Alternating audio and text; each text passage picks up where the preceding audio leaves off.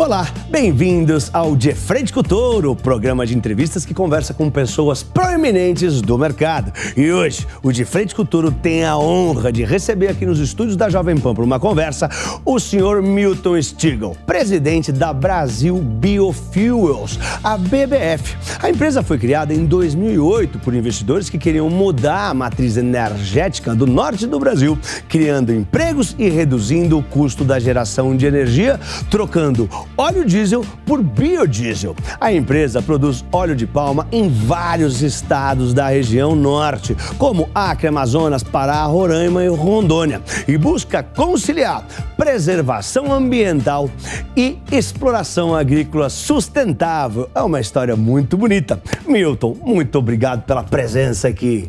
Prazer é meu. Poxa, muito legal, muito mesmo. A gente conversou antes, né? A história da sua empresa é muito bonita, a sua história de vida também demais, né? Tem até um livro, depois a gente vai falar, vai recomendar o livro para vocês lerem. Você aí de casa lê o livro depois que o Milton também escreveu.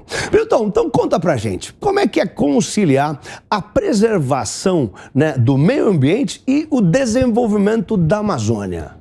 Pablo, isso é fundamental, porque a primeira coisa que nós precisamos fazer é dar um emprego para hoje os 28 milhões de pessoas que ocupam o território da Amazônia, para que eles possam ter uma opção de um trabalho digno. Então, às vezes, a gente critica a questão do garimpo, a questão da extração ilegal de madeira, a ligação com o tráfico de drogas, mas quais são as opções que essas populações têm no interior da Amazônia? Então, a BBF vem justamente completar o quadro, dando, através do cultivo da palma, a opção de um trabalho de longo prazo. A palma não pode ser mecanizada, ela é 100% manual, criando inúmeras oportunidades de trabalho numa cadeia que não é só agrícola, pois também inclui a indústria. E por que é manual? Por que não dá para industrializar? Porque é um processo bem típico. Você primeiro começa com uma semente, ela fica num pré-viveiro, depois de 3 meses ela passa para um viveiro maior, para daí ela ser levada para um plantio definitivo. Ela só começa a produzir no 4º ano. Essa produção depende de uma indústria de esmagamento para extração do óleo. Então você veja que é uma cadeia virtuosa, porque você tem desde o operário, do funcionário dos tratos culturais, a operadores de trator, de caldeira, de engenheiros, uma complexidade que promove inclusive um desenvolvimento perpétuo da cadeia. Entendi, são vários desafios, né? Que outros grandes desafios aí você tem, né, nesse trabalho?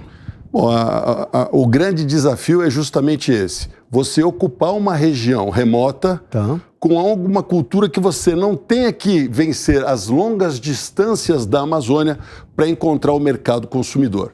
Eu acho que essa proposta que a Brasil Biofuels traz para a região amazônica, ela é fundamental. Então, assim, nós, por exemplo, no estado de Roraima, as áreas que nós plantamos são áreas degradadas, né? Respeitando um zoneamento que foi uma lei federal instituída em maio de 2010.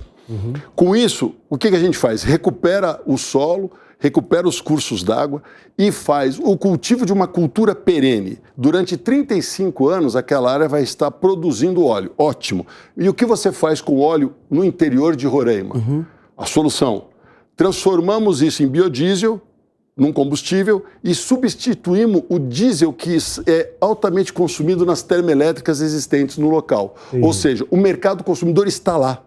Você vai muito para lá? Eu imagino que sim, né? Eu, no início, ia muito mais. Hoje eu vou com uma certa frequência, mas é mais espaçado. A cada 60 dias eu visito as unidades. É bastante. Porque aí você fica viajando lá pelos estados, né? Exato. Tá. E a gente sabe, né, que tem muita incompreensão sobre as empresas que atuam nessa região. Fala um pouco disso pra gente. Na verdade, é aquela ideia. Se está na Amazônia, está explorando a Amazônia, está degradando a Amazônia. Na verdade, a proposta é justamente o contrário. Reclamar é tão fácil, né, Milton? Exatamente. A pessoa ficar reclamando. Mas dentro do território nacional, a gente encontra bastante apoio. Muita gente interessada e admirada pela coragem, pela iniciativa e pelos inúmeros empregos que hoje nós trazemos. Hoje, nós temos mais de 6.500 funcionários. São mais de 18 mil indiretos. Mas o que acontece é que no exterior, né, quer dizer, a comunidade internacional é que ainda tem muita restrição em empresas que se estabelecem na Amazônia. O que a gente precisa é de veículos responsáveis, como vocês aqui na Jovem Pan, para a gente poder divulgar o trabalho que a gente está fazendo. Claro. E a cultura de palma, acho que também pode ter a ver com isso, né? A cultura de palma, ela causou muita degradação na Ásia, teve muito problema na Ásia, muitos danos ambientais, né? Que lições vocês tiraram da Ásia para trazer, né, para trazer aqui para o Brasil para não repetir esses erros lá da Ásia? Excelente pergunta. Quando a gente iniciou o trabalho, todos nós sabíamos que no futuro seríamos cobrados para não repetir o modelo destruidor de floresta, que foi o que foi implementado no Sudeste Asiático, principalmente em Indonésia e Malásia. Então, o que fizemos nós? Procuramos o governo federal e buscamos a fazer o zoneamento da palma. A pergunta seria assim, aonde eu posso plantar palma? E durante anos fizemos um trabalho, é obra do governo federal, que instituiu o zoneamento agroecológico da cultura da palma.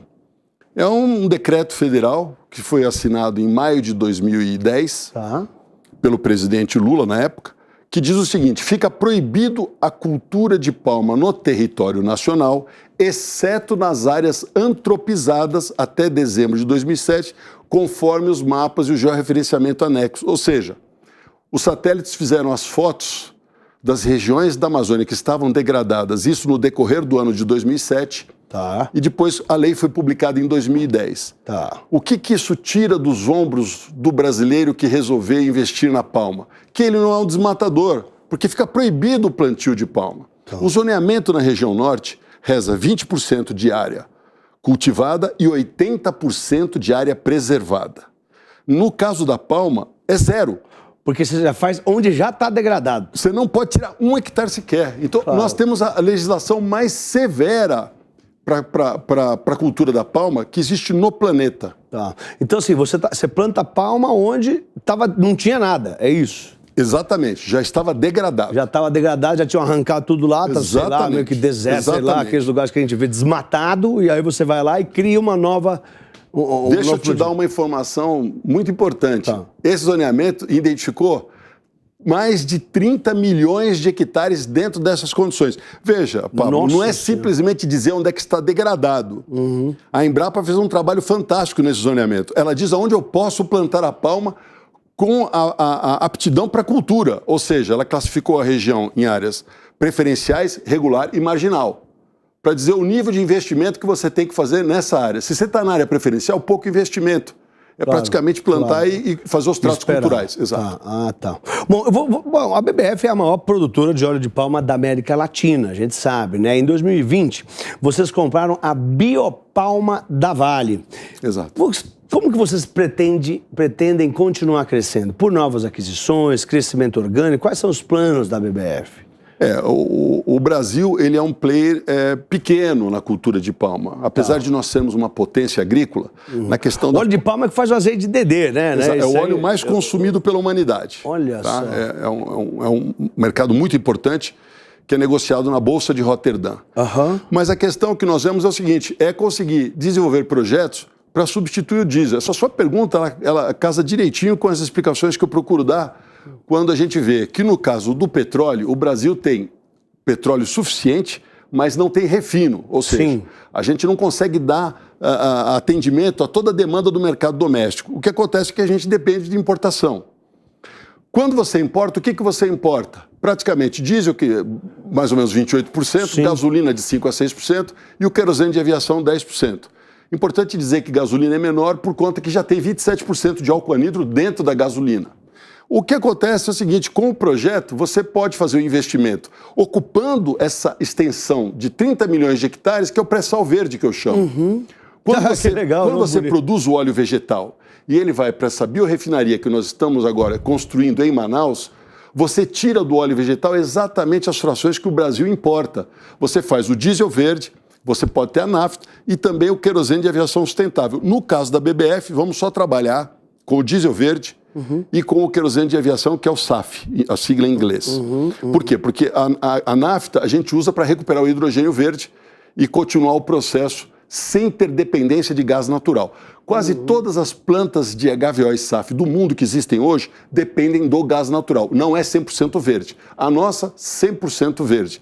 Então, veja, Em vez da gente montar uma outra refinaria de petróleo, como você bem sabe, precisa dar conta daquela parte do gás, do petróleo. Precisa reinjetar, né? Não, quando você vai para o refino, isso é quando está no poço. Quando você traz para o refino, esse gás ele é comercializado por um polo petroquímico que se forma do lado da refinaria, ou você vende o próprio gás. Mas, na verdade, o que acontece? O Brasil não tem hoje uma crise nessa área. O Brasil tem uma das maiores petroquímicas do mundo, que é a Braskem. O que a gente precisa é do diesel e do querosene de aviação. Esse sim nós importamos. E o petróleo também te dá as partes pesadas, que são os destilados asfálticos, que hoje também nós não temos plástico demanda. Também? Não, isso aí, é mais leve? No petroquímico, é feito à base do gás, do etileno e assim por diante. Mas veja, então, a refinaria verde, ela te dá a fração que você precisa, com investimento muito menor. Quem conhece o petróleo, o que é vencer uma lâmina d'água de 1.500 metros, depois 7 quilômetros para você tirar o gás, depois aquela infraestrutura imensa para você controlar a pressão do gás quando você encontra o petróleo, separar o petróleo, trazer para a costa, fazer o refino. Não é muito mais fácil pôr uma semente, recuperar a floresta, tirar um óleo e você tem o diesel verde e o SAF? Quais são as grandes vantagens? É drop-in, substitui 100%. Só que o diesel verde, Pablo, ele é assim, ó. Dessa cor. Que legal. Você entendeu? Então, assim, o Brasil tem uma excelente oportunidade de se lançar como um líder na produção de combustível sustentável de segunda geração. Incrível, incrível. Você falou de petróleo, falou bastante de petróleo. Então, a alta do preço do petróleo ajuda a BBF? Como que é? Veja, se eu quero disputar um mercado que, diferentemente da Europa e dos Estados Unidos, eu não posso aceitar subsídio. Um país que não tem educação, um país que não tem ainda uma segurança adequada, que não tem a saúde que o povo merece, eu não posso querer que me subsidie para eu fazer um combustível para competir com o petróleo. A proposta da BBF é disputar o mercado de forma aberta, livre e transparente, sem nenhum custo para a sociedade brasileira. Eu tenho certeza que com o petróleo a nível de $50 o barril, nós somos competitivos. Até lá, caramba. Veja, então veja qual é a transformação que o mundo tem que ter para o barril voltar para baixo de 50. Claro. E agora a tendência é de alta, né? Exatamente. A não ser que a desaceleração global venha com bastante força, mas tem muita gente, tem muito consumo ainda, né? E como é que está esse trabalho? Você está falando aí da substituição do combustível fóssil. Como é que está essa substituição de combustível fóssil, né, na geração de energia lá na região norte? Então, hoje praticamente a região norte ela é dependente do óleo diesel. O óleo diesel é o ouro negro da Amazônia, porque você não faz absolutamente nada sem o diesel. Mesmo porque toda geração de energia, praticamente do sistema isolado, ela sempre foi a base do óleo diesel. Então a gente tem uma excelente oportunidade. Pô, que legal, muito, muito bom mesmo. E a região norte, né, tem bastante problema de logística, né? E também é muito grande, né, tudo muito amplo lá. Faltam estradas, né, obviamente, linhas férreas nem se fala. Como é que vocês lidam com essas questões de logística lá? Mas Deus foi muito generoso, porque nos deu calhas fluviais maravilhosas. O transporte na Amazônia, ele é fluvial. É tudo fluvial lá. Fluvial. Inclusive, te dou uma notícia nova. A BBF acabou de criar uma empresa de navegação fluvial, chama Nascente, que nós estamos registrando na ANTAQ agora. Vamos começar também a fazer o transporte sustentável, ou seja, as balsas, os empurradores que trabalharem da companhia, 100% renováveis. Uau! E essas balsas vão ser, obviamente, com diesel próprio. Para transportar o óleo, o combustível nosso. E vai usar o diesel de vocês. Exatamente. Claro. Exatamente. O diesel verde. Que legal! Pô, parabéns. Vocês estão de parabéns mesmo, né? A empresa é... Conta um pouco da empresa pra gente aqui. Os números que você possa falar. Você falou que tem 18 mil trabalhadores indiretos, 6.500 diretos. Tá. A empresa, nós construímos a empresa na base do sistema isolado de energia. O que eu precisava? Eu precisava dos contratos de longo prazo, leilões com motores, geradores que trabalham com diesel e que eles pudessem ser miscíveis com biodiesel numa proporção maior. Então, qual é a nossa ideia? Disputar os leilões de energia, que são contratos de 15 anos, à base diesel, e começar com os contratos, a geração de caixa, ou dar esses contratos como garantia para as instituições financeiras, para desenvolver a parte agrícola. Foi muito exitoso. A empresa o ano passado faturou 1 bilhão e 100 milhões de reais, teve mais de 300 milhões de reais de EBITDA. Esse ano a gente deve faturar 1,5 bilhão de reais. E até 2024 está previsto um faturamento de quase 3 bilhões de reais, com os contratos que nós já temos. É gigantesco. Então, assim, o que a gente fez foi justamente isso, começar com um projeto típico que todo mundo conhecia, que é geração térmica com grupos geradores de diversos tipos de fabricação, pode ser da Scania, da Caterpillar, da Cummins, não é? E substituiu o combustível. Então, começava a produção em certo polo, Pablo, a gente punha mais 5% de biodiesel, põe mais 10% de biodiesel, até chegar como é hoje, que é 100% biodiesel. Ou seja, a gente fez uma rampa de crescimento focada em cima do prazo dos contratos. E dava esse contrato como uma garantia para poder ter os financiamentos. Foi a forma que nós encontramos para ser inovador e mostrar um modelo que as pessoas não conheciam aqui na Faria Lima. Incrível, incrível. E a gente sabe, né, conversando, a gente sabe que o foco de vocês é uma proposta muito forte de sustentabilidade. Exato. Né? Mas e como é que isso aparece para a sociedade? Como é que isso aparece para os investidores? Assim, as pessoas ficam sabendo? Vocês fazem algum tipo... Como que funciona isso aí? A gente ganhou alguma notoriedade nesse último ano. Realmente, muito pouca gente conhecia a BBF. Sim. Mas hoje, como você pode observar, temos 40 térmicas, 25 em operação, mais 15 imenso, em construção. O consumo de combustível só da operação doméstica de geração de energia da BBF são de 200 milhões de litros, que pode ser diesel ou biodiesel. Né? A gente pode arbitrar nesse combustível. Então, a gente hoje tem uma esmagadora de soja funcionando em Paragominas, que é uma diversificação do portfólio dessa cesta de óleos que eu quero trazer para dentro da BBF.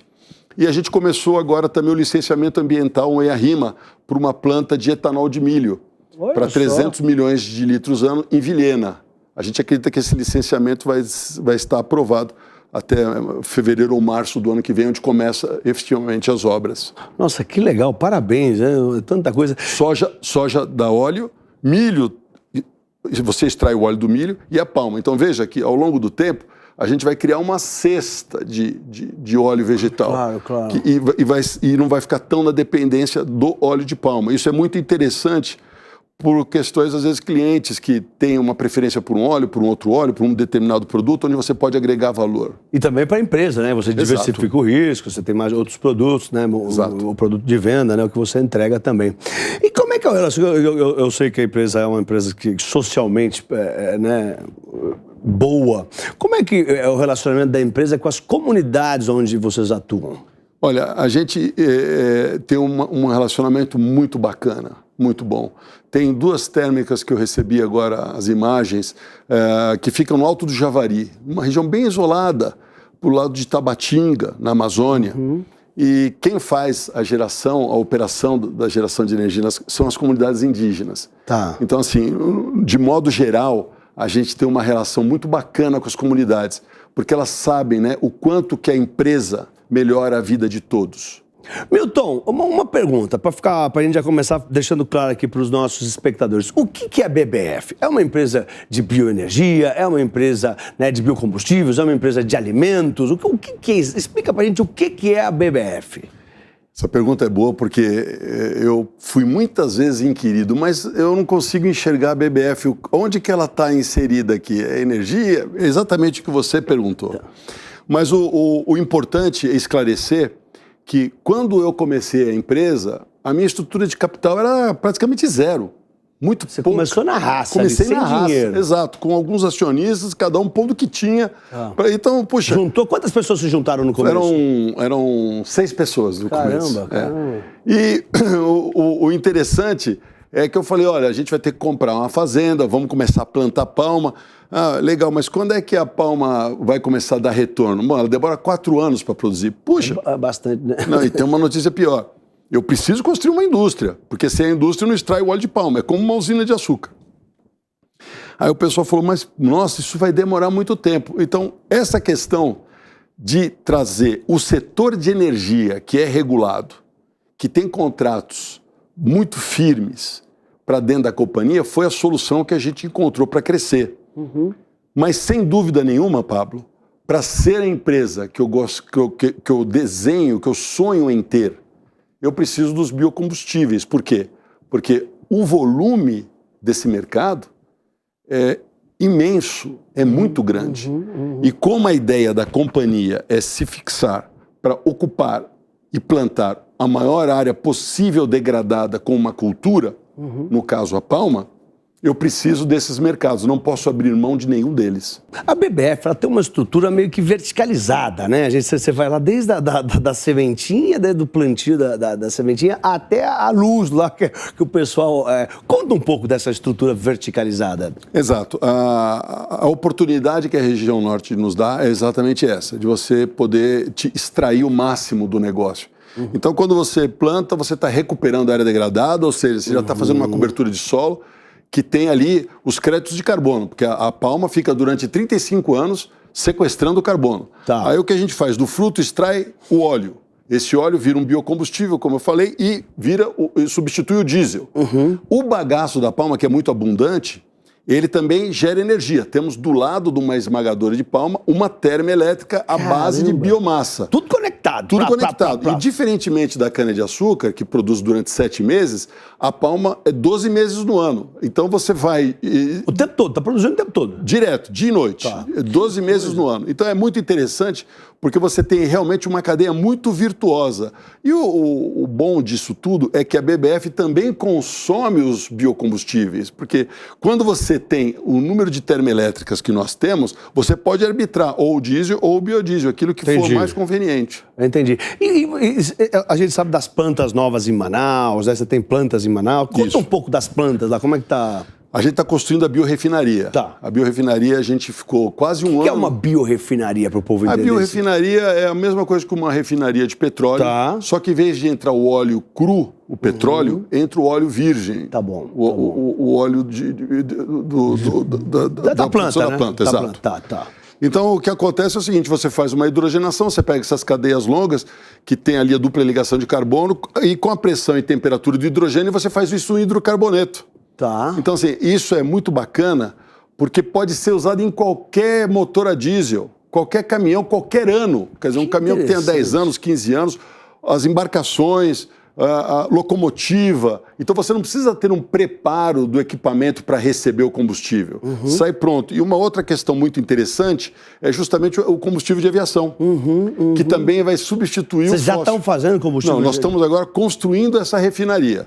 Escolhemos a tecnologia, que é da empresa dinamarquesa parceira nossa. Ela já faz lá. Sim, que é o maior hoje no setor, que é a Hartopso, que vai fornecer todo o pacote tecnológico. Caramba, e nós vamos muita construir, tecnologia. E nós vamos construir isso em Manaus.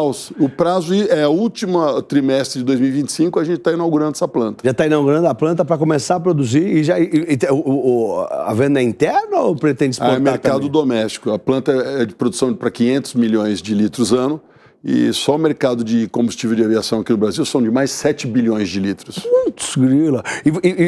E é competitivo? Você vai vender, vai ficar mais barato do que a gasolina de avião que a gente conhece hoje? A nossa ideia é ser competitivo com o diesel. Trabalhar sem nenhum tipo de subsídio. Tá bom. Mercado livre. Sem subsídio você consegue ter Nenhuma um preço... planta no mundo hoje consegue produzir SAF ou diesel verde sem subsídio, nenhuma. Você pode contar o segredo? É a integração, é a verticalização que você mesmo comentou. Tá, esse é o segredo, você ter esse ciclo virtuoso, não desperdiça nada, está tudo sendo usado, está tudo sendo utilizado, vendido, e aí a empresa consegue sustentar. Exato. Então veja, se um concorrente monta uma planta do meu lado, ele pode produzir o óleo, ele vai plantar e vai produzir o óleo. Só que a biomassa, que eu já fiz um contrato de 15 anos com o setor elétrico, atendendo, esse contrato já está garantido, não é verdade? E aí, como é que ele vai fazer? Exatamente. Se está no sistema isolado, como é que ele vai fazer? Né? Não é um sistema interligado que você pode usar as linhas de transmissão para atingir o mercado consumidor. Tá, isso também tem a ver, imagino eu, de você ter sido o primeiro a ter tido a ideia de fazer isso. É o pioneirismo, né? Claro, que tomou mais risco do que todo mundo. Exato. Incrível. E deixa eu te falar, você escreveu um livro, participou de um livro? Como é que é essa história? É um livro de histórias de sucesso e um dos capítulos eu escrevi. Você escreveu? Como é que chama o livro, para quem estiver em casa? Histórias de sucesso. Histórias de sucesso. Exato. Tá bom. Então, se você quiser saber mais detalhes sobre, né, a BBF, sobre ele, né, sobre o Milton também, Histórias de Sucesso. Milton, nós estamos chegando numa parte aqui da entrevista onde para as pessoas conhecerem um pouco mais sobre você, sobre o Milton. Né? A gente já falou bastante sobre a empresa. E então eu vou fazer umas perguntas, eu vou falar uma palavra e você tem que falar o que vier na cabeça. Tá pronto? Vamos lá? Então, um ídolo. Jesus Cristo. Lindo, que bonito, que bonito. Você é uma pessoa bastante religiosa, muito né? Cristão. Você me contou. Sou muito cristão. Você teve uma história dura, né? Difícil no começo, difícil, né? Muito difícil. Você me contou bem, né? É verdade. Parabéns, viu, pela sua história de muito vida, obrigado. por tudo. Uma viagem. São João do Baliza, Roraima, onde tudo começou em 2003. Tudo começou lá que você teve a ideia. Fui sem saber porque estava indo e tudo se desenhou, quer dizer, uma inspiração divina que fluiu dessa iniciativa de eu ter ido lá. Que tá nesse livro aí, nessa, né? Tá Então, contado lá. Quem quiser saber da inspiração divina que fez o Milton começar a BBF, comprem esse livro para ler o capítulo que ele escreveu lá, tá, gente? Bom, um sonho. Puxa, desenvolver a região norte. Que legal. Então eles precisam mesmo, né? Ali o povo tá sofrido lá, né? Essa aqui é difícil, hein? Ó. Um erro para não ser repetido. Teimosia. Eu sou teimoso às vezes também. Um guru.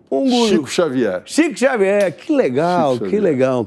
Poxa, e você gostaria de deixar alguma mensagem para os espectadores de casa, que queria dar algum recado, né, algum conselho? Você que tem uma história de vida aí, né, que batalhou bastante, né, começou lá de baixo e hoje está, poxa, não sei se dá para ir prosperar mais.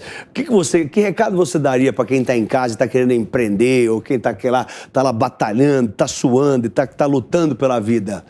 Eu vou ser o mais sincero e honesto possível e dizer que muitas vezes a gente busca no exterior, não é, passos para tirar as nossas dúvidas, para mitigar os nossos medos, para reafirmar as nossas convicções, mas isso a gente encontra dentro de nós. Se em vez da gente olhar para o exterior, a gente olhar para dentro de nós e mergulhando nesse íntimo, encontrar aquela centelha divina, que é a criação, né? O encontro divino com Deus, você vai encontrar todas as respostas. É isso aí, gente. Eu tive a honra de conversar aqui com o Milton Stigl. Obrigado pela presença ilustre aqui na Jovem Pan. O Milton, né, que é presidente da Brasil Biofuels, a BBF. E você que está assistindo a Jovem Pan, fique conosco aqui na nossa programação. Um forte abraço e vai, Torinho! Vai, Torinho! Valeu, valeu!